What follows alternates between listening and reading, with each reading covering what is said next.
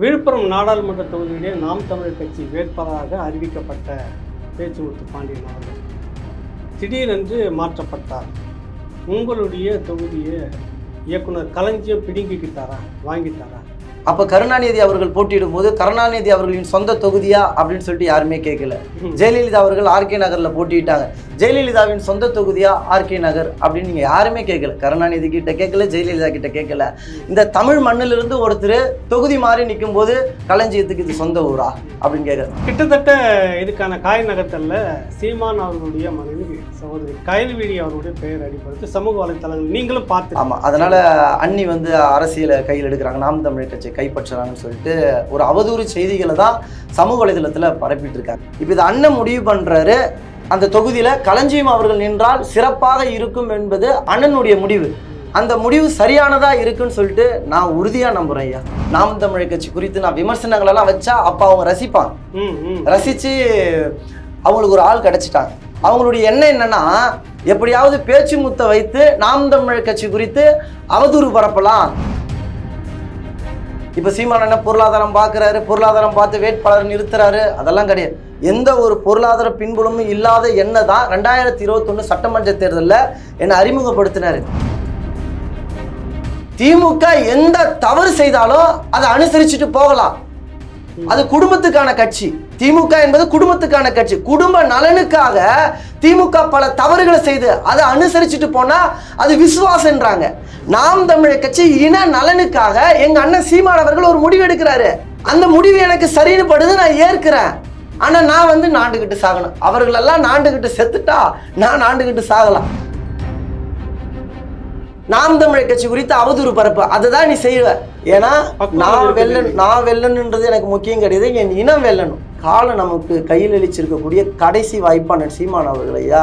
சின்னம் வந்து ஒரு பெரிய குழப்பத்துக்குள்ள போய் இன்னைக்கு இந்த மாதிரி இருக்குது. இது வந்து ஒரு சோர்வை ஏற்படுத்தும் தொண்டர்கள் மத்தியில, நாம் தமிழர் கட்சி மத்தியில அப்படின்றாங்க. அது எந்த அளவுக்கு நீங்க எடுத்துக்கிறீங்க? உண்மையிலேயே சோர்வெல்லாம் ஏற்படுத்தாது ஐயா. எங்களுக்கு சின்னம் வந்து சோர்வு ஏற்படுத்தாது. நாம் தமிழர் கட்சி வாக்கு செலுத்தக்கூடியவர்கள் எல்லாம் சின்னத்தை பார்த்து வாக்கு செலுத்துறவங்களே கிடையாது.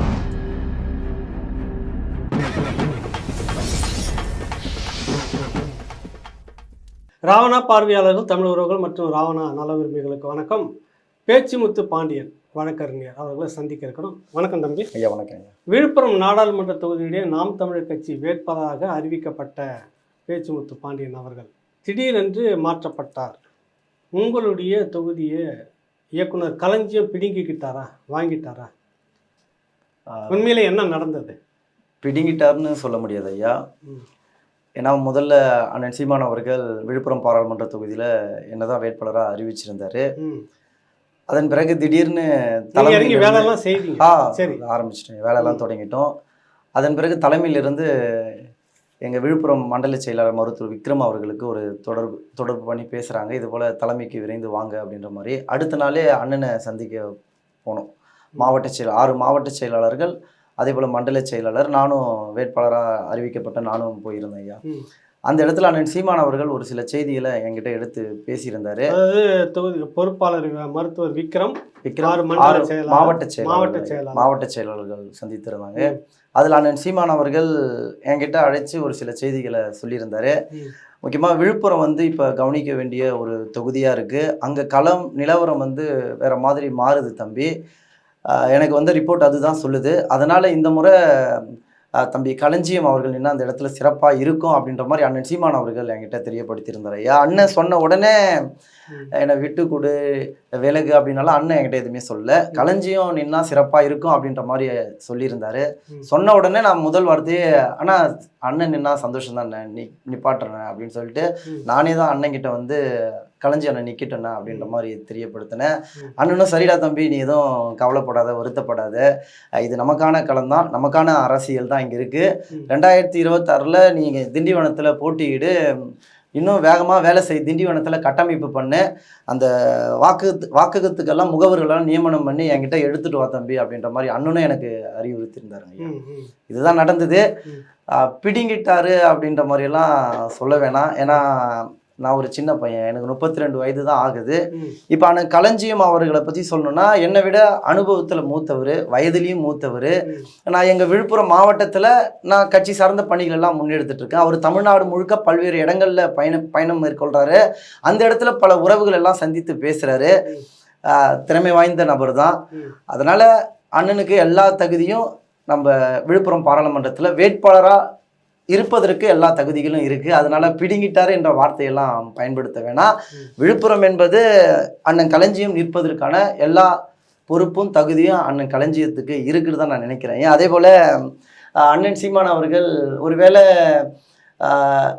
கட்சியிலே சேராத ஒரு நபர், புதிதாக இணைந்த ஒரு நபராக இருந்தாலும், இல்லை கட்சி போராட்டத்தில் கலந்து கொள்ளாத ஒரு நபரான சீமான் அவர்கள் நியமித்திருந்தா கூட ஏதோ நான் வருத்தப்படலாம். ஆனால் அப்போ கூட அண்ணன் ஏதோ ஒரு முடிவு காரணமாக தான் எடுத்திருப்பார் என்பதை நான் உணர்ந்து கொள்வேன். எனக்கு அந்த பக்குவம் எனக்கு இருக்கு ஐயா. ஏன்னா இந்த அரசியலெல்லாம் எனக்கு சொல்லிக் கொடுத்தது அண்ணன் சீமான் அவர்கள் தான். அந்த பக்குவம் எனக்கு இருக்கு. ஆனால் இப்போ களஞ்சி அண்ணனை அறிவிக்கும் போது எனக்கு எந்த ஒரு வருத்தமும் இல்லை. ஒரு போராளியை தானே நிப்பாட்டியிருக்காரு.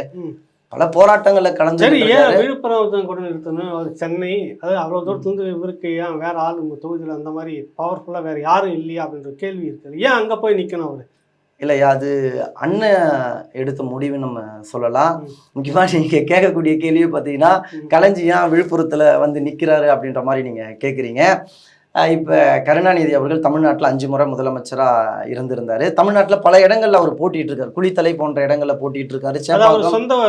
சேப்பாக்கம் போன்ற இடங்கள்லையும் அவர் போட்டிட்டு இருக்காரு. அப்போ கருணாநிதி அவர்கள் போட்டியிடும் போது கருணாநிதி அவர்களின் சொந்த தொகுதியா அப்படின்னு சொல்லிட்டு யாருமே கேட்கல. ஜெயலலிதா அவர்கள் ஆர்கே நகரில் போட்டிட்டாங்க. ஜெயலலிதாவின் சொந்த தொகுதியா ஆர்கே நகர் அப்படின்னு நீங்கள் யாருமே கேட்கல. கருணாநிதி கிட்ட கேட்கல, ஜெயலலிதா கிட்ட கேட்கல. இந்த தமிழ் மண்ணிலிருந்து ஒருத்தர் தொகுதி மாறி நிற்கும் போது களஞ்சியத்துக்கு இது சொந்த ஊரா அப்படின்னு கேட்கல. களஞ்சியம் தமிழர் அவரு, இது தமிழ்நாடு. இது தமிழ்நாட்டில் அண்ணன் களஞ்சியம் அவர்கள் எந்த தொகுதியிலும் நிற்பதற்கான உரிமை வந்து அவருக்கு இருக்கு. அதனால இங்கே தான் நிற்கணும், அங்கே தான் நிற்கணும்லாம் இல்லை ஐயா. அதனால சரி, கிட்டத்தட்ட இதுக்கான காய் நகர்த்தல்ல சீமான் அவர்களுடைய மனைவி சகோதரி கயல்விழி அவருடைய பெயர் அடிபடுத்து சமூக வலைத்தளங்கள் நீங்களும் பார்த்துருக்கீங்க. ஆமாம் ஆமாம், பார்த்துருந்தேன். அவர்கள் சொல்லி தான் வந்து களஞ்சியத்தை மாற்றினாங்க, களஞ்சியத்துக்காக அவங்க பேசினாங்க. அதனால தான் அந்த தொகுதி உங்களை எடுத்துட்டு அவங்களுக்கு கொடுத்தாங்கன்னு இதே சமூக வலைத்தளங்கள் எழுதுறப்ப அதை நீங்கள் எப்படி சொல்லுவாங்க, என்ன நினைக்கிறீங்க? அது முற்றிலும் தவறான கருத்து ஐயா.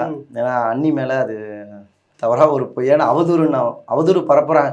அதாவது நம்முடைய அரசியல் வந்து பிடிக்காதவர்கள் வந்து கருத்தியெல்லாம் நம்மளை எதிர்கொள்ள முடியல.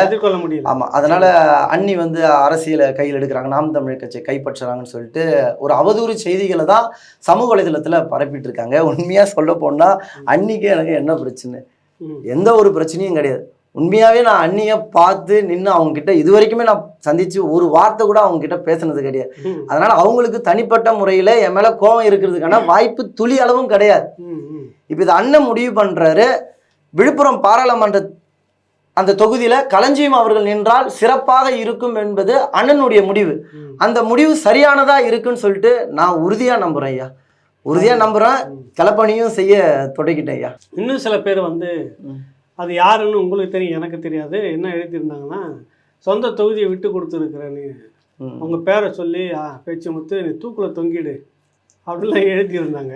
இது எப்படி எடுத்துக்கிட்டீங்க நீங்கள்? இது நான் எப்படி எடுத்துக்கிட்டேன் ஐயா, இப்போ வந்து அவங்க என்ன நினைக்கிறாங்கன்னா, பேச்சு முத்து பாராளுமன்ற வேட்பாளராக சீமான் அவர்கள் அறிவிச்சாரு. அறிவிச்ச உடனே அடுத்து களஞ்சியத்தை அவர்களே போட்டுட்டாரு. இந்த நேரத்தில் பேச்சு முத்துவின் மனநிலை வந்து கொஞ்சம் சோகமாக இருப்பார் அவரு. இதை வந்து அவங்க வந்து பயன்படுத்திக்க விரும்புகிறாங்க. இப்போ நான் வந்து இந்த திராவிட கட்சியை சார்ந்தவங்க யூடியூபெல்லாம் நடத்துகிறாங்களே, அந்த இடத்துல போயிட்டு சீமான் என்ன தூக்கிட்டாரு, நாம் தமிழ் கட்சி குறித்து நான் விமர்சனங்களெல்லாம் வச்சா அப்போ அவங்க ரசிப்பாங்க. ரசித்து அவங்களுக்கு ஒரு ஆள் கிடச்சிட்டாங்க.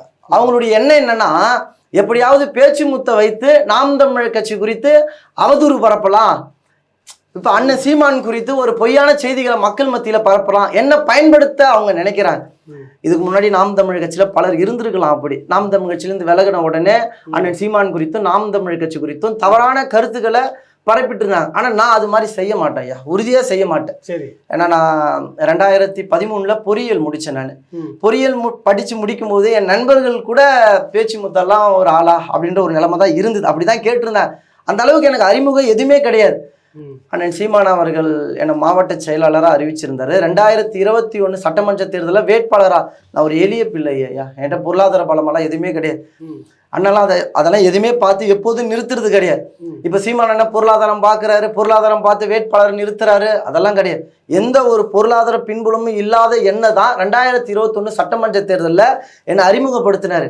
அன்னைக்கு பேச்சுமுத்தெல்லாம் ஒரு ஆளான்னு கேட்ட நபர்கள் எல்லாம், என்னுடைய நண்பர்கள் எல்லாம், சீமான் கட்சியில் பயணிக்கிறாருப்பா, பார்ப்பா ஒரு இடத்துக்கு வந்துட்டாருப்பா அப்படின்ற ஒரு முகத்தையும் ஒரு அடையாளத்தையும் அண்ணன் சீமான் அவர்கள் தான் எனக்கு கொடுத்தார். அதை நான் உறுதியாக நம்புகிறேன். இப்போ 2024 பாராளுமன்ற தேர்தலில் போட்டியிடுறதுக்கு அண்ணன் சீமான் அண்ணன் தான் வாய்ப்பு கொடுத்தாரு. அப்போ என்கிட்ட தகுதி இருக்குன்னு வாய்ப்பு கொடுக்குறாரு. ஏதோ ஒரு கள நிலவரம், அரசியல் கள நிலவரம் இங்கே மாறும்போது களஞ்சியம் நின்னா சிறப்பாக இருக்குன்னு அண்ணன் விரும்புகிறார். அண்ணன் ஒரு வீகம் வகுக்கிறார். அந்த நேரத்தில் நான் வந்துட்டு இல்லை நான் தான் போட்டியிடுவேன், நான் போட்டியிட்டு தான் சரியாக இருக்கும் அப்படின்றது எனக்கு அனுபவம் அந்த அளவுக்கு இல்லை. அண்ணனுக்கு இருக்கக்கூடிய அனுபவம் எனக்கு கிடையாது. அண்ணன் வந்து நாங்கள் நாம் தமிழ் கட்சியில் ஒரு லீடராக நாங்கள் பின்பற்றுறோம். எங்களுக்கான ஒரு வழிகாட்டியாக அவரை பார்க்குறோம். அவர் தான் வழி நடத்துகிறார். எங்களுக்கு போட்டு வச்ச அத்துணை பாதைகளையும் அவர் தான் வகுத்து கொடுத்தாரு. அவர் வகுத்து கொடுத்த பாதை சரியாக இருக்கும். நான் கூட சில நேரங்களில் தவறுதலாக முடிவெடுக்கலாம். எனக்கு இந்த இடத்துல அரசியல் அனுபவம் அதிக அளவில் இல்லை. ஆனால் அண்ணன் சீமான் அவர்களுக்கு அரசியல் அனுபவம் அதிக அளவில் இருக்கு. அதனால அண்ணனின் முடிவு வந்து சரியானதா இருக்குன்னு நான் நம்புறேன். குறிப்பாக இந்த திமுக காரங்க பேச்சுமுத்து நாண்டுகிட்டு சாகலாம் அப்படின்ற ஒரு வார்த்தையை பயன்படுத்துறாங்க. நேற்று கூட நான் கலந்தாய்வு கூட்டத்தில் நான் கேட்டிருந்தேன். இன்ப நிதி வந்து முதலமைச்சர், ஆமா இன்ப நிதி வந்து ஆமா முதலமைச்சரா ஆகணும், அதை நான் பார்க்கணும், அதை பார்த்த பிறகுதான் நான் சாகணும்னு சொல்லிட்டு திமுகவுடைய முன்னாள் எம்எல்ஏ ஒருத்தர் பேசுறாரு. அப்படி பேசுற அந்த எம்எல்ஏ நாண்டுகிட்டு சாகல. மூத்த அமைச்சர் ஐயா துரைமுருகன் அவர்கள் உதயநிதி முதலமைச்சர் ஆகணும், அதையும் நான் பார்த்துட்டு தான் நான் மறைந்து போகணும்னு பேசுறாரு. மூத்த அமைச்சர் கருணாநிதி காலத்திலிருந்து அவர் இருக்காரு. உதயநிதியை முதலமைச்சராக ஆசைப்படுறாரு. அப்படி ஆசைப்படக்கூடிய துரைமுருகன் அவர்கள் நாண்டுகிட்டு சாகல. நாம் தமிழ் கட்சியிலிருந்து நீக்கப்பட்ட பிறகு ராஜீவ்காந்தி நாம் தமிழ் கட்சியில பயணிக்கும் போது சர்க்கரை நாற்காலி சதிகாரன் கருணாநிதினு பேசுறாரு. இன்று தமிழினத்தின் தலைவர் கருணாநிதியின் திமுக இணைந்த பிறகு பேசுறாரு. அந்த ராஜீவ்காந்தி நாண்டுகிட்டு சாகல. அதாவது என்னன்னா, திமுக எந்த தவறு செய்தாலும் அதை அனுசரிச்சுட்டு போகலாம். அது குடும்பத்துக்கான கட்சி. திமுக என்பது குடும்பத்துக்கான கட்சி. குடும்ப நலனுக்காக திமுக பல தவறுகளை செய்து அதை அனுசரிச்சுட்டு போனா அது விசுவாசன்றாங்க. நாம் தமிழர் கட்சி இன நலனுக்காக எங்க அண்ணன் சீமான் அவர்கள் ஒரு முடிவு எடுக்கிறாரு. அந்த முடிவு எனக்கு சரின்னு படுது, நான் ஏற்கிறேன். ஆனா நான் வந்து நாண்டுகிட்டு சாகணும். அவர்கள் எல்லாம் நாண்டுகிட்டு செத்துட்டா நான் நாண்டுகிட்டு சாகலாம். இது எங்க அண்ணன் வந்து இனத்தின் உரிமையை வென்றெடுக்கணும், எந்த ஒரு சுயநலமும் பாராம உழைச்சிட்டு இருக்காரு. அவருக்கு நான் பக்கபலமா நிக்கிறேன். இது எனக்கு பெருமை தான் ஐயா. இப்ப அண்ணன் களஞ்சிய நிக்கிறதே எனக்கு பெருமை தான். இப்ப அண்ணன் இப்ப பாருங்க ஐயா, இப்ப திமுக காரங்க வந்து பேச்சுமுத்து நாண்டுகிட்டு சாகலாம் அப்படின்னு பேசுவாங்க. அதே போல பேச்சுமுத்து இன்னுமா இந்த கட்சியில பயணிக்கிறாரு. நான் சரி இப்ப நாம் தமிழ் கட்சி அதிகமா நாம் தமிழ் கட்சியில இருந்து விலகிட்ட, திமுகவுல சேர்ந்துட்ட, என்ன பண்ண போற நீ? என்ன செய்ய போற? அதிமுகவில் சேர்ந்துட்ட, என்ன பண்ண போற? 2 நாள் என்னை வச்சு நாம் தமிழ் கட்சி குறித்து அவதூறு பரப்பு, அதுதான் நீ செய்வ. உன்னால எனக்கு எந்த ஒரு லாபமும் ஏற்பட போறது கிடையாது. என்னை பயன்படுத்தி நீ எங்க அண்ணன் சீமான் அண்ணன் விமர்சிக்க பாக்குற, நீ அதற்கு நான் இடம் தர மாட்டேன். ஆனா இதே அமைப்புல நான் பொறுமை காத்து என் அண்ணனுடைய உத்தரவை நான் கடைபிடிச்சு இந்த களத்துல நின்னா அண்ணனுடைய நற்பெயரை நான் சம்பாதிப்பேன். அது எனக்கு போதுன்னு நினைக்கிறேன் ஐயா. ஏன்னா அண்ணன் சீமான் அண்ணனோட ஒரு புகைப்படம் எடுக்க முடியாதா? எத்தனையோ தம்பிகள் இருக்காங்க. என்னுடைய தொகுதியில பல தம்பிகள் இருக்காங்க. ஒரே ஒரு புகைப்படம் அண்ணனோட எடுத்துட முடியாதுன்னு சொல்லிட்டு நான் ஒரு சின்ன பையன் போன்லயே எங்க மண்டல செயலர் விக்ரம் அவர்களுக்கு தொடர்பு கொண்டு, இல்லப்பா களஞ்சியத்தை நான் போடணும்னு விரும்புறேன், அந்த தம்பியை விளையிற சொல்லுன்னு சொல்லிட்டு சொல்லியிருக்கலாம். ஆனா என்னை அழைத்து பக்கத்துல உட்கார வச்சு தோள் மேல கை போட்டு, நீ எதுக்கும் கவலைப்படாத, 2026 நீ போட்டியிடு, அண்ணன் நான் நிக்கிறேன், உன் கூட நிக்கிறேன், நீ துணிந்து நில்லு, உன்னை பத்தி எனக்கு எல்லாமே தெரியும், நம்ம சண்டை செய்யலாம் அப்படின்ற மாதிரி தோல் மேல கையை போட்டு எனக்கு சொல்றாரு. இப்படியாப்பட்ட தலைவரை நான் விட்டுட்டு எங்க போகணும்? நான் ஏன் போகணும்? அதனால நான் வந்து நாண்டுகிட்ட சாகணும் அப்படின்ற வார்த்தை ஏன் அவங்க பயன்படுத்துறாங்க? உங்க ஏரியாவில் இருக்கக்கூடிய யாருன்னு தெரியும் அவங்கலாம், என்ன காரணமா இருக்கும் உங்களுக்கு? அது வந்து அதுதான் ஐயா. இப்ப நான் வந்து நாம் தமிழ் கட்சியிலிருந்து வெளியில வந்து அண்ணன் சீமான் குறித்து நான் அவதூறா பேசணும்னு நினைக்கிறேன். அப்படி பேச முடியாது ஐயா. பேச வேண்டிய தேவையும் அவசியம் கிடையாது. அதாவது பேச்சுமுத்து ஒண்ணு நாம் தமிழ் கட்சி, அவர் தான் அந்த கட்சியை காப்பாற்ற போறாரு அப்படிங்கிற, நான் நாம் தமிழ் கட்சியில ஒரு அங்கம் வகிக்கிறேன். இப்ப நான் தனிப்பட்ட பேச்சு முத்து தோத்து போகலாம், ஆனா என் அமைப்பு தோத்து போக கூடாது, என்னுடைய கொள்கை தோத்து போக கூடாது, என்னுடைய அரசியல் தோத்து போக கூடாது. இந்த பேச்சு முத்துவால என்னுடைய தத்துவம் தோத்து விடக்கூடாதுன்னு நான் நினைக்கிறேன். இப்ப பாராளுமன்ற தேர்தல பேச்சு முத்து நின்னாரு, பேச்சு முத்த விலகணும்னா பேச்சு முத்து அவ்வளவு வருத்தப்பட என்ன இருக்கு? நான் எதுக்கு வருத்தப்படுறேன்னா, எங்க அக்கா இசைப்பிரியாவை கற்பழிச்சு கொலை செஞ்சாங்க. அதை பார்த்துட்டு அப்போது இங்க தமிழ்நாட்டில் முதலமைச்சராக இருந்த கருணாநிதி அவர்கள் அதை தடுத்து நிறுத்தல. அப்போ நான் வருத்தப்பட்டேன். ஐயோ, நம்ம அக்கா அங்க சாகடிக்கப்படும் போது தமிழ்நாட்டில் பேச ஆளிலேயே நான் வருத்தப்பட்டேன். பாலச்சந்திரன் படத்தை பார்த்தேன், 12 வயசு சின்ன பையன் குண்டு தாங்கி அவன் இறந்து போயிருக்கான். அந்த செய்தியை பார்த்து நான் வருத்தப்பட்டேன். அப்படியேப்பட்ட வரலாறை படித்தவனா பதவிக்காக பொறுப்புக்காக நான் வருத்தப்பட்டு துயரப்பட்டு என்ன பண்ண போறேன்? மறுபடியும் சொல்றேன், 2026 சட்டமன்ற தேர்தலில் நான் போட்டியிடவில்லை என்றாலும் நான் கவலைப்பட மாட்டேன். அப்ப கூட நான் இந்த முறை விட்டு தரேன், அடுத்த முறை நீங்க போட்டியிடுங்க அப்படின்றது கூட அந்த நேரத்துல நான் களப்பணி செஞ்சா, இந்த கட்சிக்கு நான் உண்மையும் நேர்மையுமா களத்துல நின்று வேலை செய்யறேன் அப்படின்னு தெரிஞ்சு கட்சி ஒரு முடிவு எடுத்தா நான் அதற்கு கட்டுப்படுவேன் ஐயா. அந்த நேரத்துல இல்ல, இன்னும் இந்த தம்பி சிறப்பா செயல்படுறாரு, இவருக்கு அந்த பொறுப்பு இருந்தா சரியா இருக்கும், அப்பொழுது அந்த முடிவு எடுக்கப்பட்டாலும் அதை நான் சரின்னு போவேன். தம்பிக்கு கொடுத்தாலும் ஆமா, ஏன்னா நான் வெல்லணுன்றது எனக்கு முக்கியம் கிடையாது, என் இனம் வெல்லணும். காலம் நமக்கு கையில் அளிச்சிருக்கக்கூடிய கடைசி வாய்ப்பான சீமான் அவர்கள் ஐயா. இவங்க பேசுறவங்க 2 நாள் 3 நாள் பேசிட்டு கடந்து போயிடுவாங்க. இந்த மக்களுக்காக தொடர்ந்து போராடுறது யாரு? அவரை நான் விமர்சிக்க முடியுமா ஐயா? எனக்கு ஒரு முகத்தை கொடுத்து, எனக்கு ஒரு அடையாளத்தை கொடுத்து, இன்னைக்கு பேச்சு முத்துனா நீங்க கூப்பிட்டு அமர வச்சு பேசுறீங்கன்னா அதுக்கு காரணம் யார் ஐயா? நாம் தமிழர் கட்சியில நான் பயணிச்சுட்டு வந்ததுதான். எனக்கு எல்லாமே அண்ணன் சீமான் அவர்கள் ஏற்படுத்தி கொடுத்துதான். இன்னைக்கு அண்ணன் ஒரு முடிவு எடுக்கிறாருன்னா அதுல நான் கட்டுப்பட்டு போறதுல என்ன பிரச்சனை நான் கேட்கிறேன். இப்ப குடும்பத்துல அப்பா ஒரு முடிவு எடுப்பாரு, குடும்ப தலைவராக இருக்கக்கூடிய அப்பா ஒரு முடிவு எடுப்பாரு.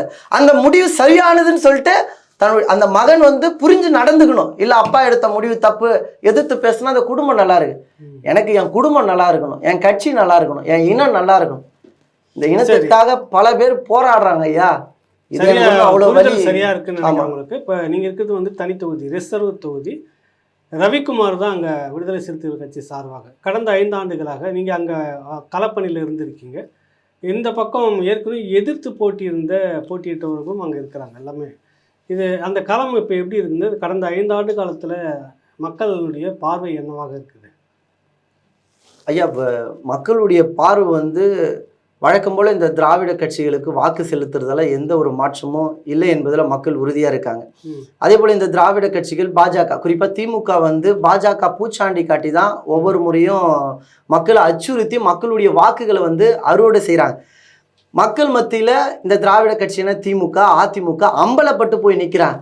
குறிப்பாக சென்ற பாராளுமன்ற தேர்தலில் பாட்டாளி மக்கள் கட்சி, அதே போல் விடுதலை சிறுத்தை கட்சியில் உதயசூரியன் சின்னத்தில் ரவிக்குமார் அவர்கள் போட்டிக்கிட்டு வென்றிருந்தார். அந்த நேரத்தில் கூட இங்கே இருக்கக்கூடிய கட்சிகள் எல்லாம் இந்த சாதிக்காரர் நிற்கிறாரு, தனித்தொகுதி தான் இருந்தாலும் அவங்க ஏற்றிருக்கக்கூடிய அமைப்பு வேற அமைப்பு, இந்த சாதிக்காரர் நிற்கிறாரு, இந்த அமைப்பு நமக்கான போராடக்கூடிய தலைவர், அதனால நம்ம சமூகத்தை சார்ந்தவங்கெல்லாம் இந்த கட்சிக்கு ஓட்டு போடுங்கன்றான். இங்க இருக்கக்கூடிய இல்ல நம்ம சமூகத்துக்காக போராடுற தலைவர் ஒரு வேட்பாளர் நிறுத்தியிருக்காரு, அதனால எனக்கு ஓட்டு போடுங்க அப்படின்னு இப்படியாப்பட்ட பிரச்சாரத்தை சாதியை வைத்து பிரச்சாரம் முன்னெடுத்து மக்களுடைய வாக்குகளை பெற்றுட்டு இருக்காங்க. இந்த தேர்தலில் இப்போ வரக்கூடிய தேர்தலில் அந்த இடத்துல யாரை வேட்பாளராக அறிவித்தாலும் கூட நாம் தமிழர் கட்சியின் அரசியல் புரிதல் மக்கள் மத்தியில் போயிருக்கு.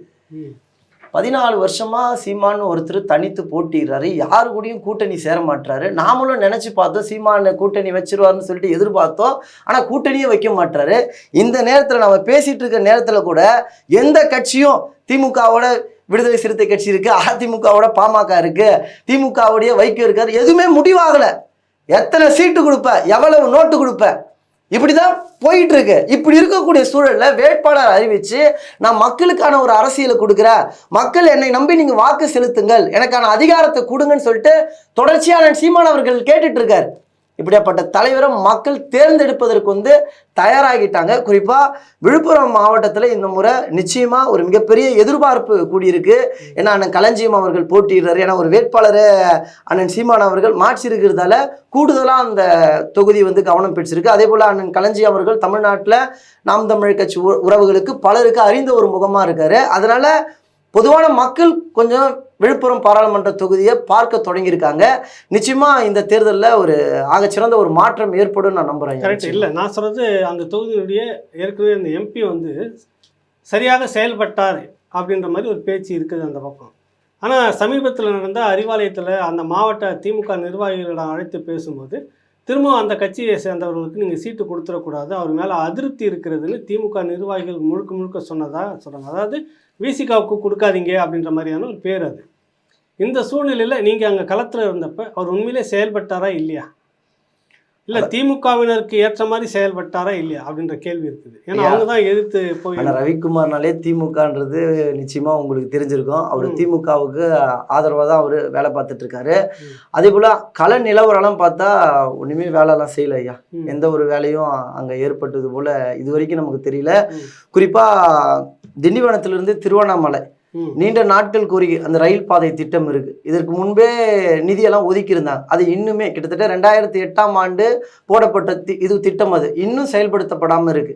அதே போல மக்களையாச்சும் சந்திக்கணும்ல, மக்களுடைய குறைகளாச்சும் கேட்கணும்ல. அவர் மக்களை சந்திக்கவே இல்லை, இது வரைக்கும் சந்திக்கல ஐயா. ஒரு குறிப்பிட்ட இடத்துக்கு மட்டும் போயிருக்காரு. பல்வேறு மக்கள் பல்வேறு பகுதியில் வாழ்ந்துட்டு இருக்காங்க. ஆமா, அந்த அளவுக்கு களத்துல எல்லாம் ரவிக்குமார் அவர்கள் இறங்கி வேலை பார்க்கல ஐயா. அதே போல எனக்கு தனிப்பட்ட தகவலாக வந்தது, விடுதலை சிறுத்தை கட்சியில் இருப்பவர்கள் கூட ரவிக்குமார் இந்த இடத்துல போட்டியிட்டால் தோற்பதற்கான வாய்ப்புகள் இருக்கு அப்படின்ற மாதிரி எல்லாம் பேசிட்டு இருக்காங்க. அதே போல திமுக தரப்புல ரவிக்குமார் இங்க நிற்கக்கூடாது, நாங்கள் தான் நிற்போம் அப்படின்ற மாதிரியும் அந்த பேச்சுவார்த்தையெல்லாம் நடந்துட்டு இருக்குங்க. சரி, இந்த முறை திமுக அந்த பக்கம் நிற்குது, நாம் தமிழர் கட்சி கலைஞர் எதிர்கொள்ள முடியுமா? நீங்கள் தான் குறிப்பாங்க தொகுதியில் நீங்கள் தான் இருக்க போகிறீங்க. திமுக ஒரு வேட்பாளர் நிறுத்துகிறதுன்னா அதுக்கு அந்த விஐபி வேட்பாளருக்கு உங்களால் முகம் கொடுக்க முடியுமா?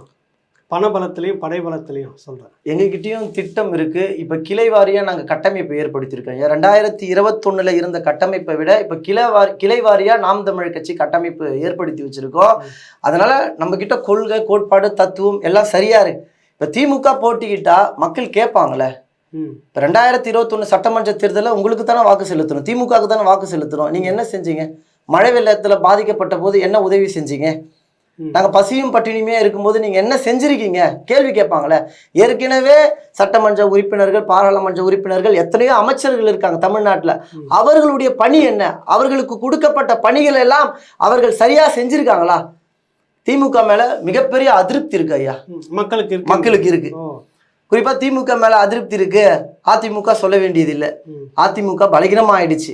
அதனால நாம் தமிழர் கட்சி நிச்சயமா நாங்க வெற்றி பெறுவோம் ஐயா. அதை நோக்கி நாங்க நகர்ந்துட்டு இருக்கோம். பல வியூகங்கள் வகுத்திருக்கோம். குறிப்பா அண்ணன் களஞ்சியம் அவர்கள் நேற்று தான் சந்தித்து பேசியிருந்தோம். மீண்டும் விரைவில் அண்ணன் களஞ்சியத்தை அவர்களை சந்தித்து எப்படியெல்லாம் வேலை செய்ய போறோம், அந்த தொகுதியில் மக்களுடைய வாக்குகளை எப்படி நாம் தமிழர் கட்சி வசம் பெற போகிறோம் என்பதை பற்றியெல்லாம் ஆழ்ந்து சிந்தித்து நாங்கள் அதை செயல்படுத்த போகிறோம் இந்த முறை. ஆமாம், திட்டம் நிறைய இருக்குது. அதை நாங்கள் வெளியில் பேச மாட்டோம் அப்படின்னு சொன்ன தகவலை நான் கேள்விப்பட்டிருந்தேன். இப்போ அடுத்ததாக ஒரு கேள்வி, இந்த தேர்தல் அப்படின்றப்பவே வந்து உங்களுக்கு பிரதானமாக பேசப்படுறது இந்த சின்னம் வந்து ஒரு பெரிய குழப்பத்துக்குள்ளே போய் இன்றைக்கி இந்த மாதிரி இருக்குது. இது வந்து ஒரு சோர்வை ஏற்படுத்தும் தொண்டர்கள் மத்தியில், நாம் தமிழர் கட்சி மத்தியில் அப்படின்றாங்க. அது எந்த அளவுக்கு நீங்கள் எடுத்துக்கிறீங்க? உண்மையிலேயே சோர்வெல்லாம் ஏற்படுத்தாது ஐயா. எங்களுக்கு சின்னம் வந்து சோர்வு ஏற்படுத்தாது. நாம் தமிழர் கட்சி வாக்கு செலுத்தக்கூடியவர்கள் எல்லாம் சின்னத்தை பார்த்து வாக்கு செலுத்துறவங்களே கிடையாது. நாம் தமிழர் கட்சி நல்ல எண்ணத்தை பார்த்து, அவர்கள் கொள்கைகளை பார்த்து தான் வாக்கு செலுத்துறாங்க. குறிப்பா திமுகவுக்கு சின்னத்தை பார்த்து வாக்கு செலுத்துவர்கள் எல்லாம் வயதானவர்கள். நாம் தமிழர் கட்சிக்கும் வயதானவர்கள் வாக்கு செலுத்துவார்கள். நான் சொன்னா வாக்கு செலுத்துவார்கள். அவங்களுக்கு திமுக, அதிமுக விட்டா வேற கட்சி தெரியாது. எங்க அம்மா போன முறை விவசாய சின்னத்துக்கு வாக்கு செலுத்திருப்பாங்க. இந்த முறை எங்க அம்மா கிட்ட போயிட்டு நாம் தமிழர் கட்சிக்கு ஓட்டு போடுனா விவசாய சின்னம் அவங்களுக்கு தெரியாது. ஆனா உதயசூரியன் சின்னம் தெரியும், ரெட்டலை சின்னம் தெரியும். ஆனா நான் இந்த முறை இளைஞனா இருக்கக்கூடிய இந்த முறை எங்க வீட்டில் இருக்கக்கூடிய பெரியவர்கள், என்னுடைய உறவினர்கள், வயதில் மூத்தவர்கள் கிட்டலாம் என்ன சின்னம் கொடுக்குறாங்களோ அதை நான் எடுத்து சொல்ல போறேன், நான் கொண்டு போய் சேர்க்க போறேன். ஏற்கனவே 31 லட்சம் வாக்குகள் வாங்கியிருக்கோம். அதுல பெருமளவு வாக்கு இளைஞர்களுடைய வாக்கு தான். அந்த இளைஞர்கள் விவசாய சின்னத்துல தான் சீமான் நிற்கிறாரு அப்படின்னு அந்த வாக்கு செலுத்தல. சீமானுடைய கருத்தியிலையும் கொள்கையிலையும் கேட்டுதான் அந்த வாக்கு போய் விழுந்திருக்கு. அதனால சின்னம் என்பது எங்களுக்கு எந்த இடத்துலையும் பாதிப்பை ஏற்படுத்தாது.